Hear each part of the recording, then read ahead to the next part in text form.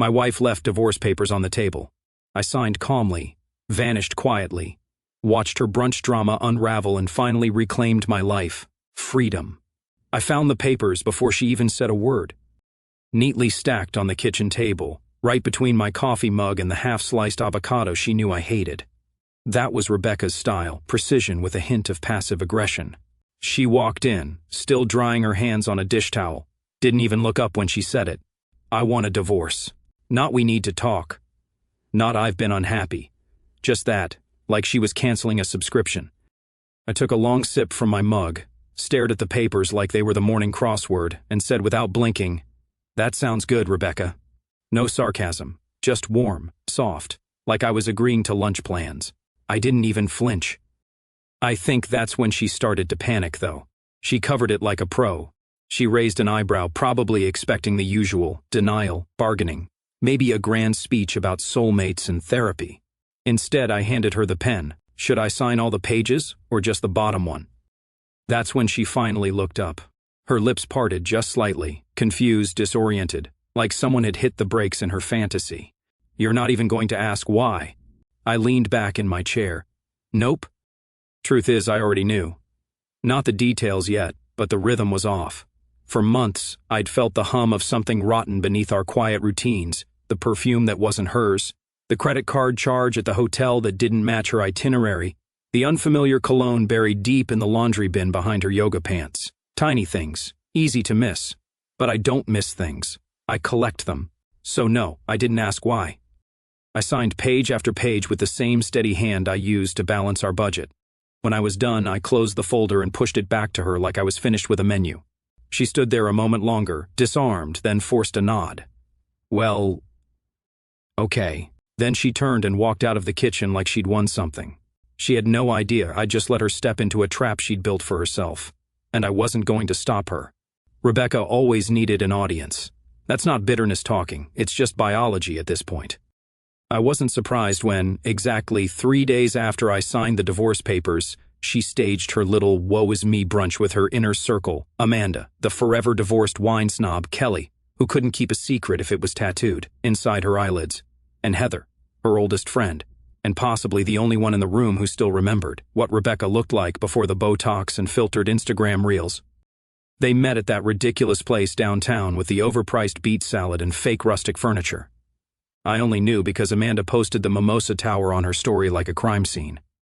I watched it silently while folding my gym clothes into duffel bags, smiling at how quickly Rebecca had transitioned from wife to narrative. She leaned in dramatically, oversized sunglasses perched like armor on her face, and said with just the right amount of tremble, "He didn't even try to save our marriage. 19 years. And he just smiled, signed, walked away." Amanda clutched her chest like someone had flatlined mid-mimosa. "Are you serious? He didn't say anything?" Rebecca shook her head slowly, milking it. Not one question, not even why. It's like I was a stranger.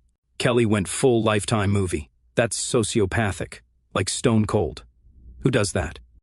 Heather didn't say much.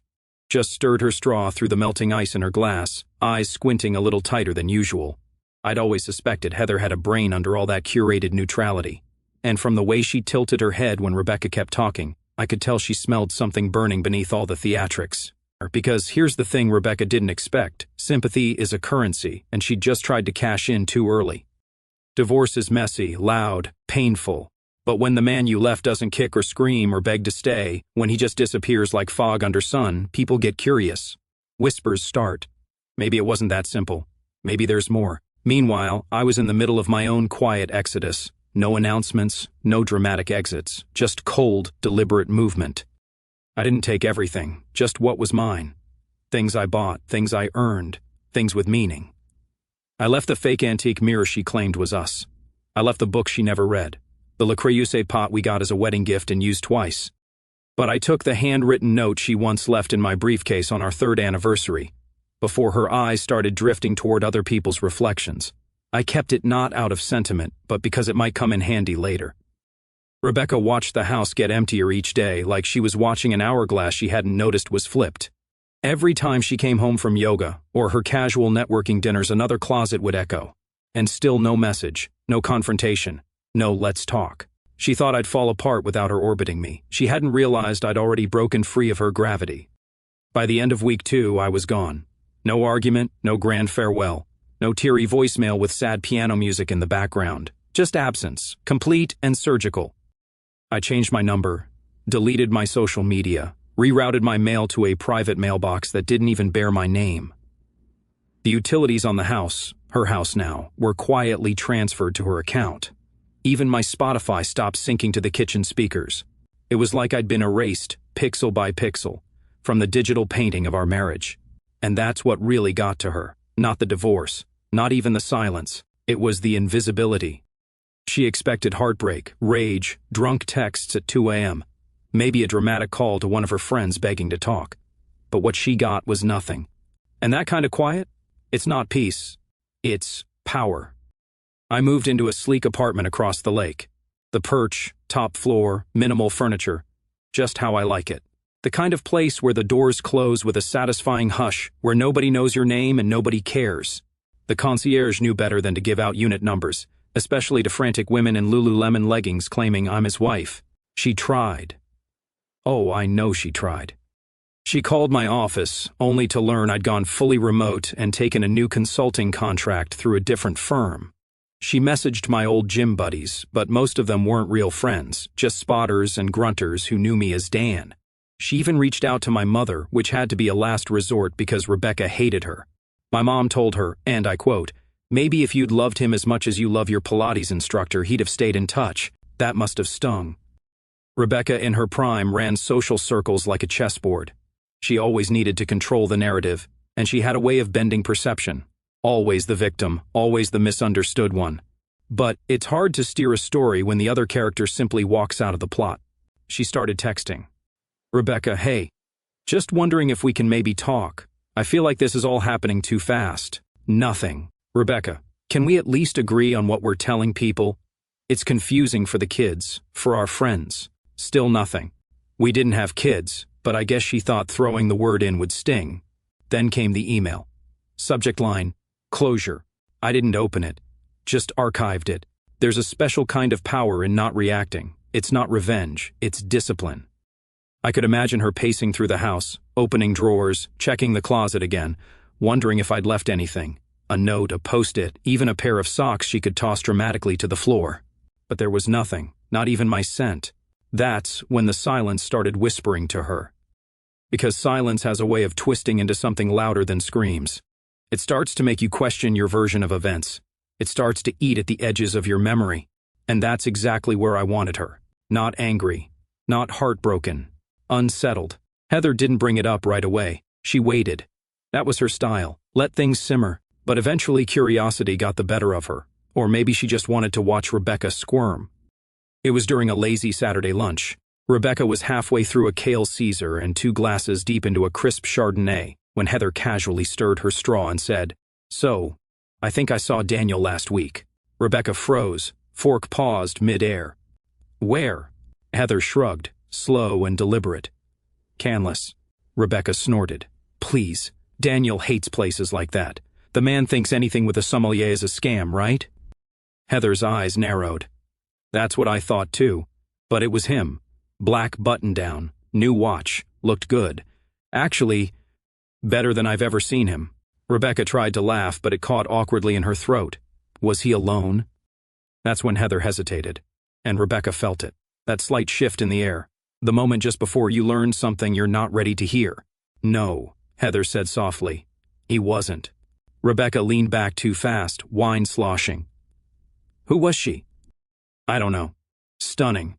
That quiet, expensive kind of stunning. Long dark hair, navy dress, pearl earrings. They were tucked into a corner booth, drinking red wine. Laughing. Laughing, Rebecca echoed, voice brittle. Heather nodded, and she touched his wrist when he stood up, like it was normal. Rebecca's lips tightened. "You must have been mistaken. Daniel's not the type to—" I wasn't mistaken. Heather reached into her bag like she was fishing for gum, and instead pulled out her phone.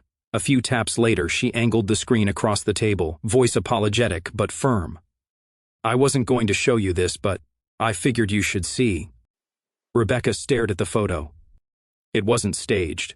It wasn't clear. But there he was, Daniel in profile, smiling in a way she hadn't seen in years. There was something in his posture too, shoulders relaxed, chin tilted just slightly, like he was actually present, alive. The woman across from him had her hand on his wrist, and even in the grainy image you could tell she wasn't trying to impress him. She already had. Rebecca's face didn't change. Not at first. She handed the phone back with the same grace she used to fake everything else, controlled, indifferent. But Heather watched her eyes, not her mouth. And Rebecca's eyes had just flinched. "He didn't even tell me he was seeing someone," Rebecca muttered, stirring her now warm wine. "You're divorced," Heather said gently. "He doesn't have to." Rebecca didn't respond. She just stared past Heather, through the window, at a couple walking their golden retriever across the street. They looked nauseatingly peaceful. Inside her, something began to crack. Not quite pain, not sadness either. Something sourer, older, a flavor she'd denied herself for years. Jealousy. And she hated it. Because Daniel was never supposed to be the one to leave with Grace. He was supposed to fade into beige, maybe date someone painfully average, gain 10 pounds, start talking about craft beer and lawn care. But this, high-end restaurants, expensive watches, elegant women who touched his wrist like it meant something. That wasn't the script she wrote. And for the first time, it hit her. Maybe she didn't know Daniel at all. Or worse, maybe she never did. It started innocently. Rebecca left book club early, bored out of her mind by yet another discussion about emotional labor and rediscovering midlife purpose. She plugged in a random podcast and drove. No destination, just movement. But somehow the tires knew before her mind did. 30 minutes later, she was turning onto a quiet, tree-lined street in Bellevue, slowing in front of a sleek glass and steel high-rise with minimalist signage that whispered wealth, the Perch. She hated how pretentious the name sounded. And she hated even more how the valet didn't even glance at her Lexus as she pulled up across the street and killed the engine. For a while, she just sat there, pretending to scroll through her phone. But her eyes kept drifting upward to the 8th floor, where golden light softened against navy curtains, casting a gentle glow on the floor-to-ceiling windows. Then she saw them, silhouettes, 2 of them. One was unmistakably Daniel, broad shoulders, hands in pockets, pacing slowly the way he used to when thinking through problems. And the other, the woman from the photo probably, hair tied in an elegant twist, wine glass in one hand, posture impeccable even in shadow. Rebecca stared, frozen. The woman turned slightly, just enough to lean into Daniel's space as he spoke, her head tilting back in a laugh Rebecca hadn't heard in their home in over a decade. That's when the nausea kicked in. Because it wasn't just that he'd moved on, it was how. There was grace in that room. Intimacy. The kind that doesn't come from flings or petty revenge. The kind that roots itself quietly, like a tree planted before you even realize there was soil. Rebecca found herself hunched forward in her seat, breathing through her nose, hand gripping the steering wheel until her fingers went white. Who the hell was she? The wine glass, the gesture, the way she carried herself. She wasn't some young office assistant or yoga instructor looking for a divorced man with a good 401k. No, this woman had presence. She didn't need to take up space. She owned it just by standing there. Rebecca adjusted the mirror and caught her own reflection. Tired eyes, makeup smudged from the day, lipstick faded, roots showing under her balayage. Her blouse, once sharp and tailored, now sagged from the seatbelt crease. It hit her then, like a slow, mean trick. She no longer looked like the woman Daniel would choose. Not now. Not against her. She stayed there almost 20 minutes, watching shadows move through that glowing room, watching Daniel refill wine, pull out a chair, laugh again. And not once did he look toward the window. He didn't know she was there. But worse, he didn't care. She made it 3 more days before caving. 3 days of half sleeping with her phone clutched in her hand, pretending to herself that she didn't care, that she wasn't obsessively checking for updates on Daniel's LinkedIn, scouring tagged photos, Googling floor plans of the Perch to guess which unit faced the lake. 3 days of trying to carry on her carefully curated life. Pilates, skincare, networking lunches, while the silence stretched like a tight rubber band pulling at her sanity. So she did what she swore she wouldn't. At 11:42 p.m., with her robes cinched too tightly and her Chardonnay glass sweating on the marble nightstand, she opened their old text thread, the one still pinned to the top of her messages, and typed, "Rebecca, Daniel, can we talk?" She hovered over the screen, read it 6 times, deleted the question mark, put it back. Her thumb shook when she hit send. The typing indicator didn't appear for almost 5 minutes, and she nearly convinced herself he wouldn't answer at all. Then it came. "Daniel, what's left to discuss?" No punctuation, no warmth, just flat, cool dismissal. Rebecca stared at the screen as the weight in her chest turned to concrete. She read it again, hoping it might somehow morph into something more generous. But it didn't. It just sat there. What's left to discuss? It wasn't cruelty. That's what made it worse. It was indifference. She had braced for anger, for a snarky jab, even a guilt trip. But this sterile, surgical detachment, it was like trying to scream in a vacuum. She couldn't even weaponize it. There was no thread to pull, no emotion to exploit, just a wall. She didn't reply. There was nothing she could say that wouldn't feel pathetic. Instead, she stared at their message history. 19 years of shared life reduced to this barren digital thread. Trips planned, groceries listed, jokes, emojis, midnight I love yous, all leading to that final line. What's left to discuss? For the first time, she realized the conversation had ended long before the divorce. She just hadn't noticed. Daniel had stopped speaking long ago. She had just filled the silence with her own voice, convinced it was dialogue. She turned her phone face down, but the glow still bled through the pillow. Rebecca lay there in the dark, breath shallow, eyes open. And outside, somewhere across the lake, a window glowed warm against the deep blue, but it wasn't hers anymore. It was raining the way Seattle rains when the city wants to shame you. Quiet, constant, like it's whispering all your worst decisions back at you. Rebecca sat in her car outside the perch for a full 11 minutes. Engine running, wipers ticking a slow, anxious rhythm. She wasn't wearing makeup. Her hair was up in a lazy bun. No armor, no script, just impulse and desperation. She told herself it wasn't a big deal. She just wanted to talk, to clear the air. Maybe salvage something.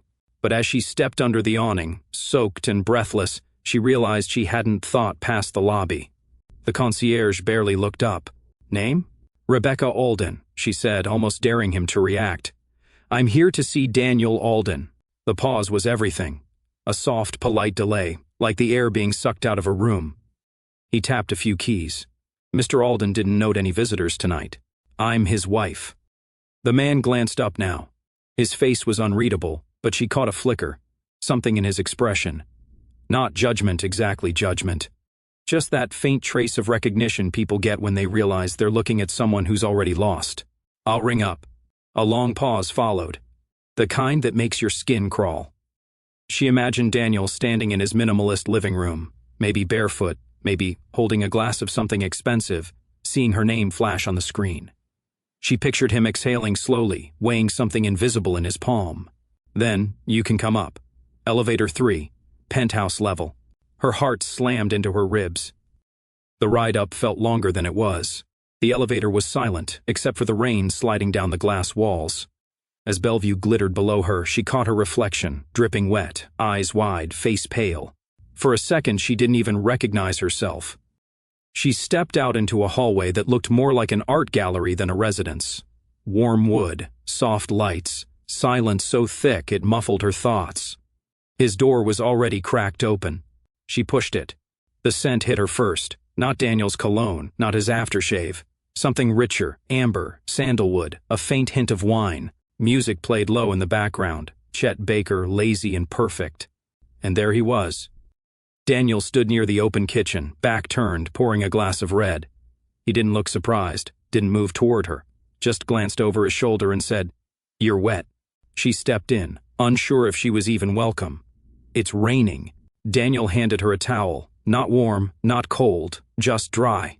That small gesture wrecked her more than yelling ever could. She looked around. The place was beautiful, understated, intentional. Every object had a place, nothing extra, no clutter, including her. She opened her mouth to speak, but her voice caught when she saw it, the faint reflection in the glass balcony door. A woman's silhouette sitting on the couch, just out of view. One leg crossed elegantly over the other, a book in hand. Rebecca froze. Daniel noticed. "We were just about to eat." It wasn't said cruelly, it wasn't performative, just honest. Rebecca stood in his hallway, soaked, small, and suddenly very aware of every choice she'd made in the last year. Her hand clenched the towel like it was a life vest. Daniel stepped between them, calm as a surgeon. He poured a second glass of wine with the same deliberate grace he used to fix cabinet hinges, steady, patient, utterly unbothered, and offered it to the woman, not to Rebecca. Then, with a glance at her, he said, "Sorry, we already started." 4 words. Not hostile, not mocking, just firm, final. Like she was interrupting a meeting, like she had wandered into someone else's dinner party by mistake. Rebecca opened her mouth, but couldn't summon a sentence. She was still trying to decode the woman's face, still trying to understand why her brain screamed, "I know you," while everything else screamed, "Get out." Daniel sat beside the woman with natural familiarity. He didn't put his arm around her. He didn't have to. The intimacy was in the space between them, measured, quiet, well-practiced. This wasn't new. This wasn't a rebound. This was real.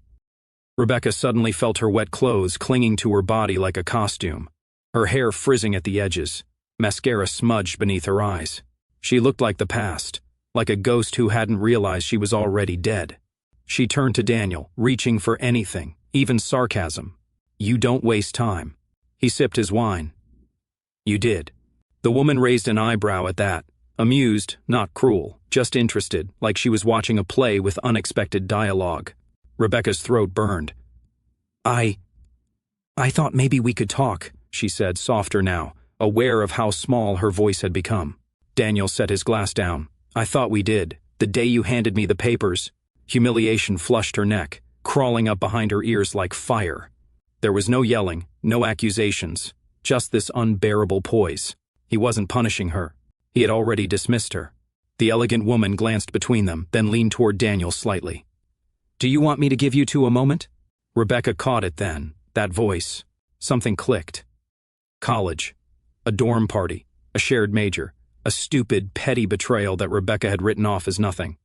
A girl she had called forgettable behind her back when she got too close to one of Rebecca's old flings. What was her name? Margot? Morgan? No, Monica. And suddenly Rebecca remembered exactly who this woman was. But Daniel said nothing. And that silence told her everything. Her past had walked back into her life, and she was no longer the main character in it. Rebecca stood there like a vase no one knew where to place, too valuable to throw out, too awkward to display. Her voice came out thinner than she expected, laced with disbelief she hadn't even processed until now. "You've moved on already?" The question was almost childish, like catching someone opening presents before Christmas. Daniel didn't sigh, didn't scoff. He just tilted his head slightly, brow relaxed, as if weighing the weather. "You decided quickly," he said, swirling his wine. "I respected your choice." There was no edge in his voice. That was what made it unbearable. He wasn't trying to hurt her. He wasn't trying at all. The words just were, like facts in a textbook. Monica, because yes, now she was certain it was Monica, glanced at Daniel with quiet confusion, then turned back to Rebecca with polite curiosity. "I'm sorry," she said, voice gentle, eyes genuinely puzzled. "Who is this?" Rebecca blinked. Her name caught on her tongue like dust on old silk. Daniel didn't rush to answer. He took another sip of wine, leaned back slightly, and said without looking at her, "This is Rebecca, my ex-wife." Monica's eyebrows rose just a little, not in shock, not in judgment, just surprise, like she'd been told someone was no longer on the guest list but hadn't expected to meet them at the door anyway. "Oh," she said softly, "I didn't realize." Rebecca flinched. It wasn't what Monica said, it was how she said it. With grace, with honest detachment, as if Rebecca's presence here was an unexpected complication in an otherwise peaceful evening. The room swallowed her. She'd come armed with anxiety and unresolved questions, hoping, what, that he'd fight? That he'd cry? That he'd pull her aside, say this was a mistake, tell her he still thought about her when he couldn't sleep? But he was sleeping now, eating, laughing, existing without her. And worse, in front of someone who had replaced her so effortlessly it made the marriage feel imaginary. Rebecca's voice cracked before she even realized she was speaking. "Did you?" Her throat tightened. "Did you ever truly love me?" The question came out too quiet, almost childlike. Not a weapon, not a test, just raw, naked uncertainty. As if asking could rewind time or stitch something closed that had long since torn open. Daniel didn't answer right away. He just looked at her, not cruelly, not with resentment, with remembering. And that was worse. He set his wine glass down with the kind of care you give to things you once treasured. Then he straightened slightly, rested one hand gently on his knee and said, his voice low and deliberate, I did, deeply, every day, even when it was hard, even when I felt small in rooms you wanted to outgrow. Rebecca blinked fast, something stinging at the corners of her eyes. Daniel continued, softer now. Until you stopped loving us. That word, us. Not me and you, us. As if the marriage had been a third living thing in the room, something that needed feeding, listening, tending, and she'd let it wither while blaming him for forgetting to water it. Rebecca opened her mouth, but no apology would form. No argument, no defense. What could she even say? That she was busy? That she didn't realize she was making him feel like a burden every time she told him to just get over it when he reached out? There was no script for this. Only the dull ache of a door that had been closed for so long she hadn't noticed it had locked. Daniel stood, not to walk her out, just to stretch, or maybe to give her the unspoken signal that the conversation was over. He didn't look angry. He looked resolved. Monica didn't turn her head again. She just kept reading. The lamp beside her cast a golden light over her page and the edge of Daniel's shoulder, like the universe was highlighting the part of the story that mattered now. Rebecca turned slowly, towel still clutched like a forgotten apology, and walked to the door. No one followed.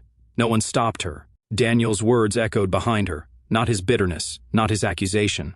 Just a verdict, no appeal. The hallway was colder than she remembered, or maybe it was just her.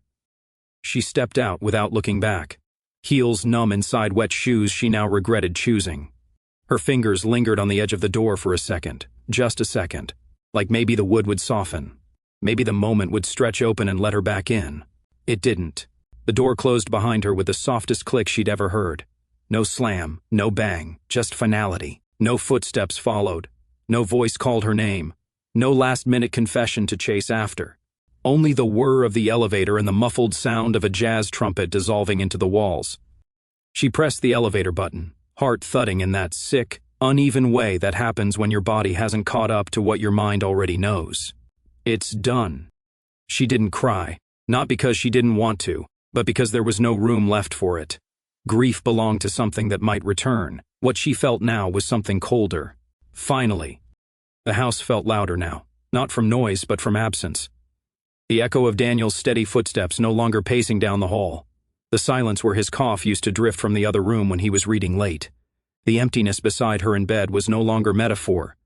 It had weight, a shape. A void that pulled at her spine when she lay down at night and stared at the ceiling like it might offer an answer.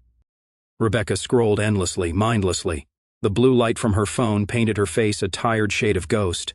Thumb swiping through feeds she barely absorbed.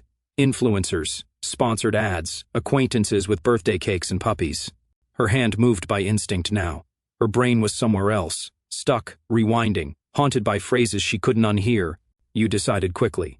I respected your choice. She didn't know what she was looking for until she found it. It was tucked between a beach photo and a poorly lit plate of sushi posted by someone she hadn't spoken to in years. Monica. The Monica. Her profile was sleek, curated, elegant. A woman who had never needed noise to draw attention. And there it was. The photo. A soft shot, golden hour. Daniel and Monica seated at an outdoor table, wine in hand, smiling, not posed, not performative. The kind of smile you didn't plan, the kind that came from real peace. Daniel's hand resting casually atop hers. Her nails the same soft pink they'd been in the apartment. Rebecca's breath caught in her throat. Because now, she remembered everything. Monica Prescott. Junior year. Study group in Professor Halpern's ethics seminar. Monica had been sharp, warm, generous, and Rebecca, drunk on the rush of always being the center of attention, had casually dismantled her. Spread a few lies, flirted with the guy Monica actually liked. A few weeks later, Monica changed majors, switched dorms, disappeared. Rebecca hadn't thought of her since. Until now. Until Monica reappeared in Daniel's life like a quiet reckoning. Rebecca clicked the photo. The caption was simple, barely a whisper. Sometimes happiness begins exactly where desperation ends. No tags, no hashtags, no heart emojis. Just truth. Rebecca stared at the screen until her eyes burned. then turned it face down on the nightstand.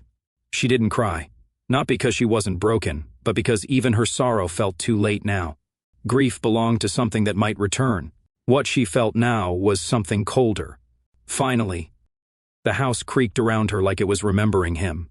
Every room, every wall still bore fingerprints of the man she had mistaken for permanent. And now he was someone else's future. Someone who remembered, someone who forgave, someone who loved him back before it was too late. Rebecca lay back in their bed, her bed, suddenly aware of how small she felt in it, not physically, existentially, like the world had continued without her. And the only thing left was the hollow she had made by choosing the wrong moment to stop loving. The rain whispered outside. Her phone stayed dark. And for the first time since this began, she understood what she'd lost. Not just Daniel, but the version of herself that might have deserved him.